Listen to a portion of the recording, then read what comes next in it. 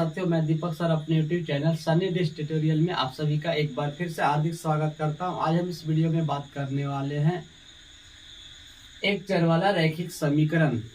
एक चर वाला रैखिक समीकरण, linear equation in one variable. आज हम इस टॉपिक के बारे में पूरे कंप्लीट वीडियो लेकर आए हैं और ये शुरू से अंत तक बने रहें इस वीडियो में। आप सभी एक बार और वीडियो को शेयर करें जमकर और चैनल को सब्सक्राइब जरूर करें और कमेंट में जरूर लिखें आपको वीडियो कैसा लगा। और साथ ही साथ ये एक चर वाला रैखिक समीकरण का आलेख भी हम इसी वीडियो में चर्चा भी हम इसी वीडियो में करने वाले हैं। तो आइए, एक चर वाला रैखिक समीकरण का आलेख क्या होता है और उसका हल क्या होता है, ये सारी बातें हम इस वीडियो में कवर करने वाले हैं। तो बने रहिए इस वीडियो में शुरू से अंत तक। चलते हैं, वीडियो को शुरुआत करते हैं। का एक चर वाला रैखिक समीकरण किसे कहते हैं? तो देखिए, चर एक्स में अगर यहाँ से इसकी डिफिनेशन लिख देते हैं तो चर आपको एक्स में, चर एक्स में ए एक्स प्लस बी बराबर 0, ए एक्स प्लस बी बराबर 0, जहां ए इज नॉट इक्वल टू 0 के रूप का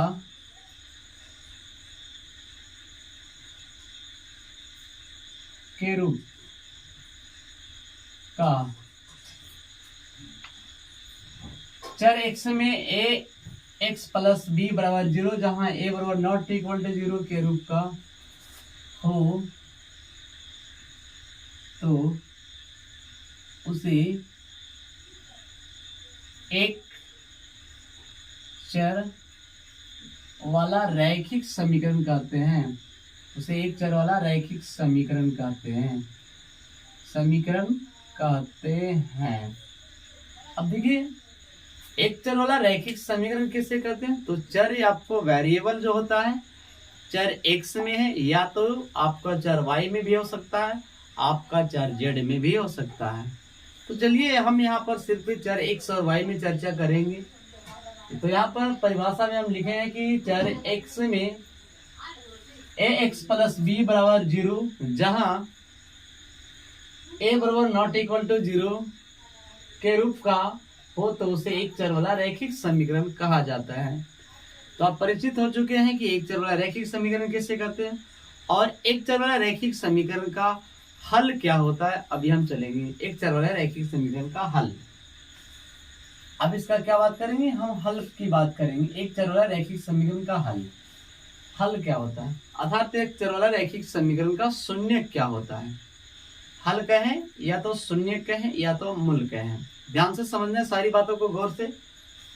एक एक बात को हम इस वीडियो में कवर करने वाले हैं। आप पूरे वीडियो को एकदम ध्यान से बिना स्किप किए हुए देखना है कि ये वीडियो बहुत ही इंटरेस्टिंग और एग्जाम के इंटरव्यू से बहुत ही महत्वपूर्ण है।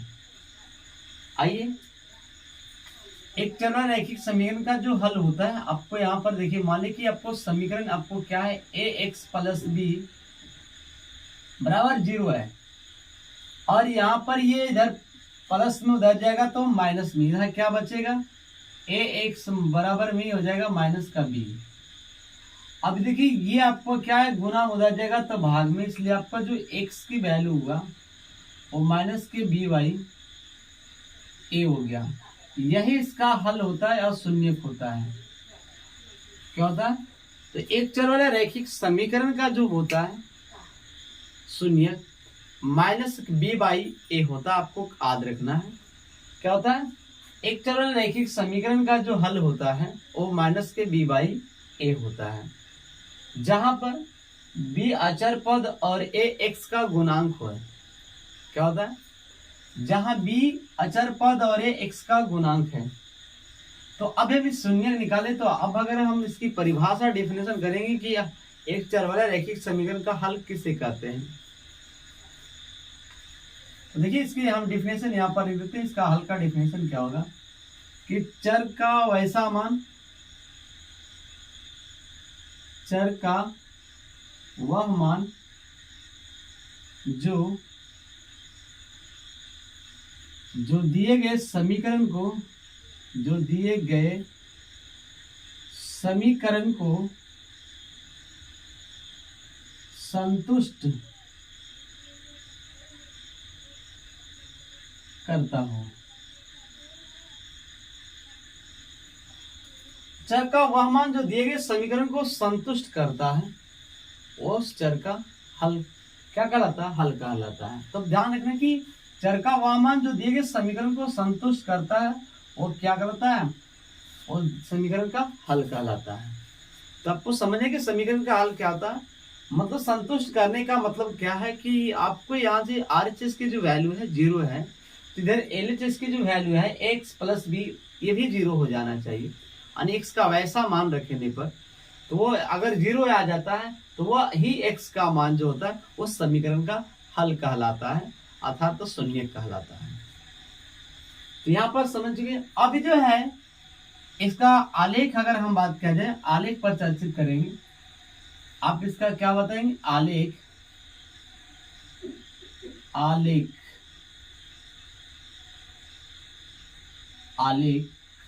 आप ध्यान से समझना कि इसका आलेख हम बात करेंगे।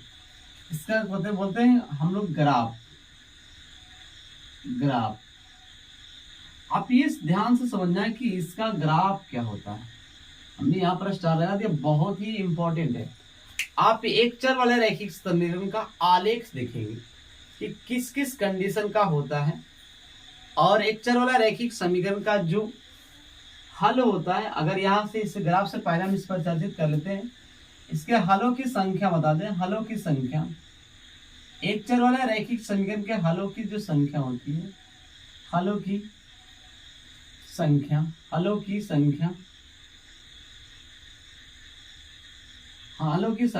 एक और केवल एक होता है। एक और केवल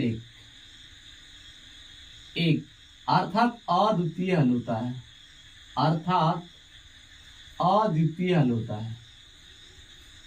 द्वितीय हल होता है।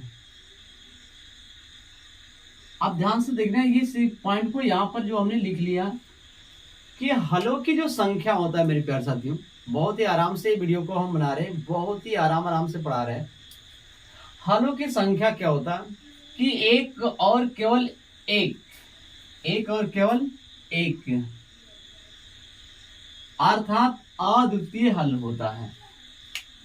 अद्वितीय हल करने मतलब कि इसके सिवा कोई दूसरा हल संभव ही नहीं है। यानी x का मान एक को ही संतुष्ट करेगा, दूसरा मान कोई भी x का मान संतुष्ट नहीं कर सकता एक के अलावा कोई दूसरा। इसीलिए इसको एक और केवल एक हल बोला जाता है, अर्थात उसे अद्वितीय हल कहा जाता है। तो आप समझ गए कि इसका हलों की संख्या कितना होता है? एक होता है, अर्थात अद्वितीय हल होता है एक चर वाला रैखिक समीकरण का। अब एक चर वाला रैखिक समीकरण का अगर हम बात किया जाए आलेख क्या होता है, ध्यान से समझने जिसका आलेख हम करेंगे। ग्राफ क्या होता है, और ये जो इसका ग्राफ होता है ये जो है एक्स अक्ष को,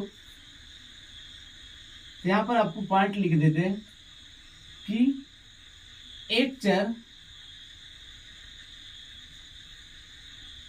वाला रैखिक समीकरण, बहुत ही ध्यान से समझिएगा, बहुत ही आराम से पढ़ा रहे हैं कि एक चर वाला रैखिक समीकरण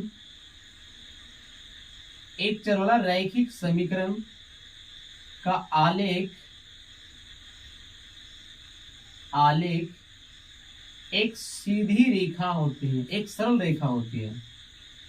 क्या लिख देते हैं? एक सरल रेखा होती है, एक सरल रेखा।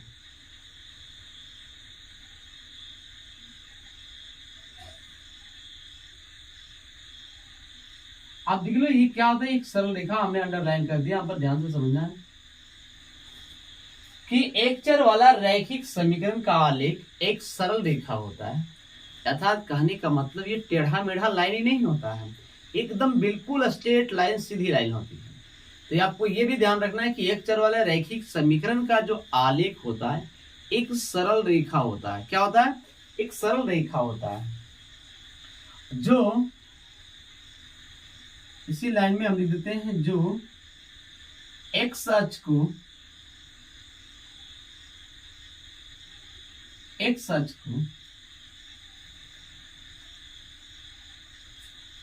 को बिंदु एक्स अक्ष को बिंदु -b/a, 0 पर प्रतिच्छेद करती है।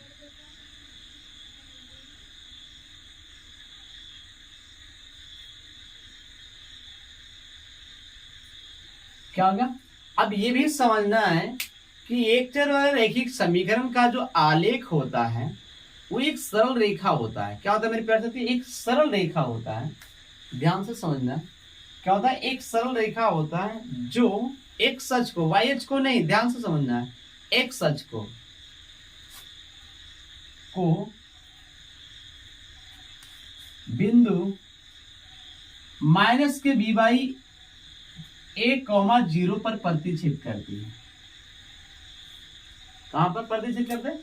यहां पर इसका हम अगर ग्राफ खींच देते हैं तो देखिए, इसका छोटा सा नमूना यहाँ पर खींच देते हैं। ग्राफ आपको यहाँ पर समझ में आ जाना चाहिए। एक छोटा सा नमूना यहाँ पर खींच देते हैं। इसका ग्राफ आपको एक्स हो जाता है, एक्स डैश हो जाता है, आपका ये वाई हो जाता है, वाई डैश हो जाता है। यहाँ पर अगर बात किया जाए तो अगर इस तरह से ग्राफ खींचा जाए, इस तरह से एक्स अक्ष को काटेगा, अगर एक्स अक्ष को काटेगा, मान लीजिए कि यहाँ पर ये काटा तो एक्स अक्ष पर ये ग्राफ काट लिया, तो इसका जो बिंदु होगा, इसका जो नियामक होगा, अब माइनस के b/a, 0 पर काटेगा। क्या पर काटेगा? इस तरह से काटेगा। इसका एकदम आलेख होता है। तो हम आगे बढ़ते हैं इसका आलेख को लेकर क्या होता है।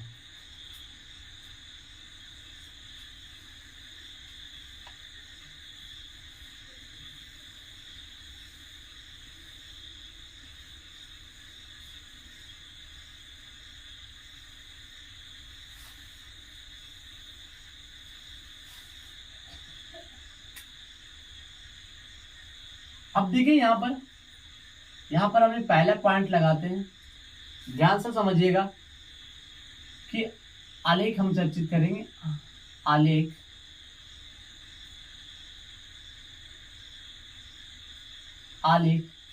क्या है पहला पॉइंट में कि यदि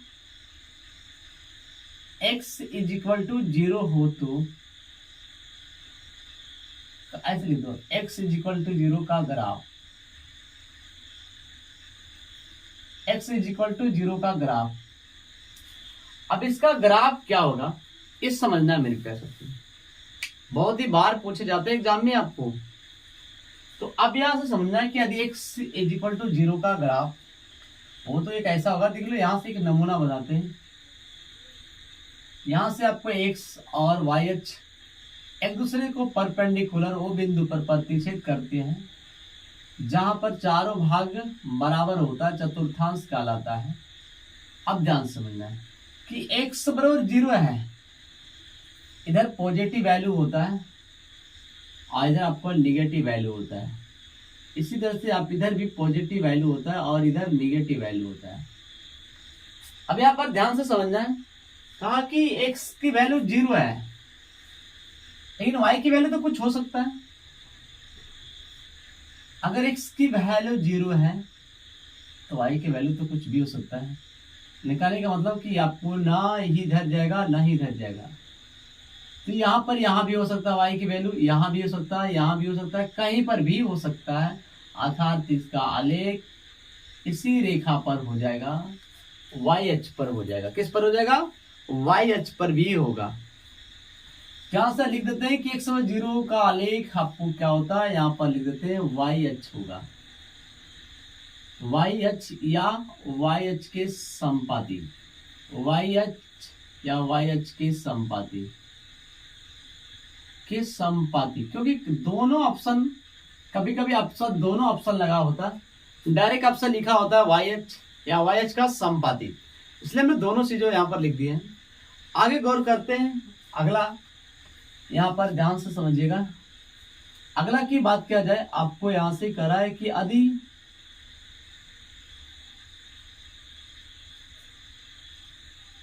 y इज इक्वल टू 0 का आलेख का ग्राफ क्या होगा। बहुत ही प्यारा सा प्रश्न। यहाँ भी वही कहा कि छोटा सा एक नमूना बनाएंगे, एक्स अक्ष और वाई अक्ष ध्यान से समझेंगे। एक्स हो जाएगा, एक्स डैश यहाँ पर हो जाएगा, वाई हो जाएगा इधर से, और ये वाई डैश हो जाएगा, यहाँ पर मूल बिंदु 0 है।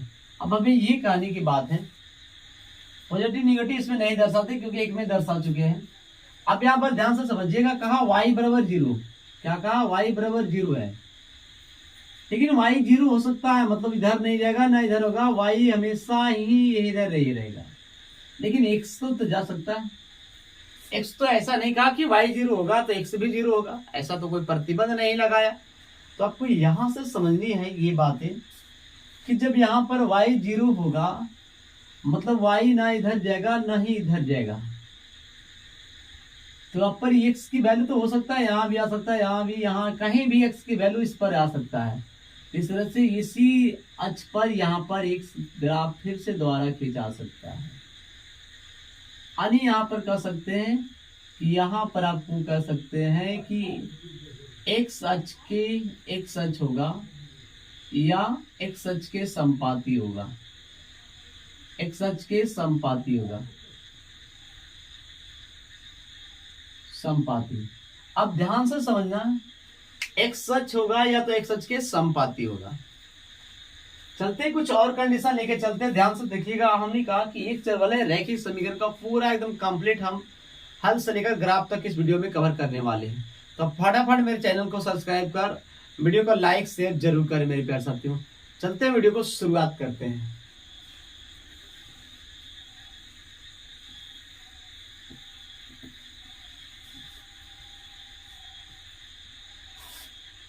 अगला कंडीशन देखिए क्या कह रहा है कि x is equal to a का आलेख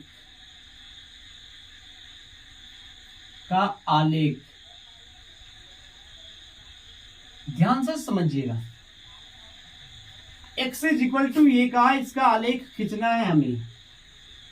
अब ऐसा तो नहीं कहा कि x 0 हो सकता है, न तो y हो सकता है, कुछ y के बारे में नहीं कहा गया। तो आप इसका थोड़ा सा ध्यान से समझिए कि x अक्ष और y अक्ष पहले ड्रॉ कर लेते हैं, हम लोग खींच लेते हैं। आपको ये x हो जाएगा, x डैश हो जाएगा, y डैश हो जाएगा, यहाँ पर मूल बिंदु हो जाएगा। अब ध्यान से समझना कि कहा x की वैल्यू ये हो, ये आपको प्लस भी हो सकता है और माइनस भी हो सकता है। ध्यान से समझना, अगर x की वैल्यू यहाँ से मूल कदम तक, यहाँ से यहाँ तक x की वैल्यू आ गया होगा, यहां से यहाँ पर, लेकिन y के बारे में चर्चा तो नहीं कहा कि y की क्या हो सकता है, x एक कर दिया तो y कुछ भी हो सकता है, इधर भी जा सकता है, इधर भी जा सकता है। इस तरह से आपको क्या होगा, ये ग्राफ इस तरह से खिंचाएगा। x बराबर ये है तो y क्या होगा, यहाँ पर इधर भी होगा, इधर y का मान इधर भी जाएगा, x बराबर होगा तो इधर से ग्राफ आपको खींच सकते हैं। अब यहाँ पर x बराबर ये होगा तो आपको ये क्या ग्राफ हो गया। तो यहाँ पर लिख सकते हैं, क्या लिख सकते हैं कि y अक्ष के समांतर, y अक्ष के समानांतर, y अक्ष के समांतर। अब ध्यान देना कि x बराबर a का जो आलेख होता है वो y अक्ष के समांतर होता है। उसी प्रकार से एक और हम यहां से ग्राफ की चर्चा करते हैं कि y is equal to a का आलेख क्या होगा, का आलेख क्या होगा। अब इसका आलेख जो होगा क्या होगा, यहां पर भी बताते हैं। अब a का मान आप कुछ भी रख सकते हैं, प्लस माइनस। यहां पर a की जो वैल्यू है एक वास्तविक संख्या है, मान लो क्या है, एक वास्तविक संख्या रियल वैल्यू है। अब यहां पर a की वैल्यू कुछ भी रख सकते हो, y डैश। अब देखो y की वैल्यू a कहा, पॉजिटिव भी हो सकता है, निगेटिव हो सकता है। मान ले कि वैल्यू यहां पर चला गया, a की स्थान यहां से ले लिया हमने, इसकी वैल्यू मान ली कि पॉजिटिव है, तो ये बिंदु यहां पर आ गया। तो अब इसकी आलेख ऐसे खींचा जाएगी, क्या होगा, जो कि आपका x अक्ष के समांतर होगा। इसका पॉइंट क्या बनेगा, एक्स अक्ष के समांतर, एक्स अक्ष के समांतर। तो आप यहां से ध्यान से देख सकते हैं, ये चारों ग्राफ हमने एक चर वाले रैखिक समीकरण का ड्रॉ किया, खींचा, और ये सारी चीज कंडीशन को हमने यहाँ पर लिखे हैं। तो एक बार गौर से इस चारों ग्राफ को देखिए, अब यहाँ से कई सारे प्रश्न बन सकते हैं कि यदि x बराबर 0 का जो ग्राफ पूछेगा, आपको एडजेक्टिव पूछेगा मेरी शेषरमियों, तो यहाँ पर y अक्ष बोलना या तो y अक्ष के संपाती बोलना। यदि y बराबर 0 का ग्राफ पूछे तो x अक्ष या x अक्ष के संपाती बोलना, जस्ट उल्टा बोल देना है। x अक्ष कहेगा y अक्ष बोलना है, y अक्ष कहेगा x अक्ष करना है। बस कंडीशन यही है, ध्यान में रखना कि कहीं x का वैल्यू तो 0 ना, तो x की वैल्यू 0 है तो y अक्ष होगा या तो y अक्ष के संपाती होगा। उसी प्रकार x बराबर a कहा जहां a कोई वास्तविक संख्या हो सकता है, तो इसका जो आलेख होता है वह y अक्ष के समानांतर होता है। देख लो यहाँ पर हमने बना दिया, ये इधर भी वैल्यू हो सकता है -1। अब यहां से y बराबर a का आलेख,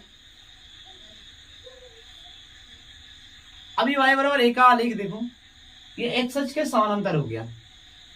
इसी तरह से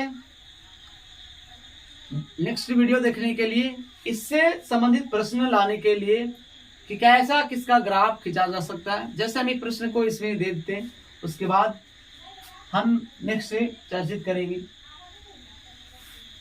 जैसे हम यहीं पर एक प्रश्न लगाते हैं और इसको ध्यान से समझना है। देखिए हमने यहाँ पर एक क्वेश्चन लिख देते हैं। अभी क्वेश्चन क्या है, x + 2 0 का आलेख